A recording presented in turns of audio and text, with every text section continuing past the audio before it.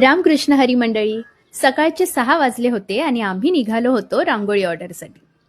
फुलांवरून तुम्हाला समजलंच असेल की रांगोळी कोणती आहे ते. भावाने माझ्या ड्रायव्हिंग स्किलवर जो विश्वास दाखवला त्यामुळे हे ओझं घेऊन ट्रेनने जाण्याशिवाय आमच्याकडे कोणता पर्याय नव्हता. तशी ट्रेनमध्ये गर्दी नव्हती आणि बाहेर बघा हे अगदी प्रसन्न वातावरण. त्यात हा बघा स्वतःच व्यस्त. मधल्या प्रवासात मी माझ्याच धुंदीत असल्यामुळे व्हिडिओ करायला विसरले आणि मग आम्ही पोहोचलो थेट हॉलवर जिथे रांगोळी करायची होती. हॉल इतका सुंदर होता की वाटलं माझ्या लग्नासाठी पण हाच बुक करून टाकावा. पण काय करणार, क्योंकि हम खानदानी गरीब है. वेळ वाया न घालवता आम्ही फुलं मोडायला घेतली. त्या सुंदर फुलांमुळे माझं विचित्र अक्षर लपलं जात होतं म्हणून मी खुश होते आणि रांगोळी मनासारखी झाली म्हणून क्लायंट सुद्धा.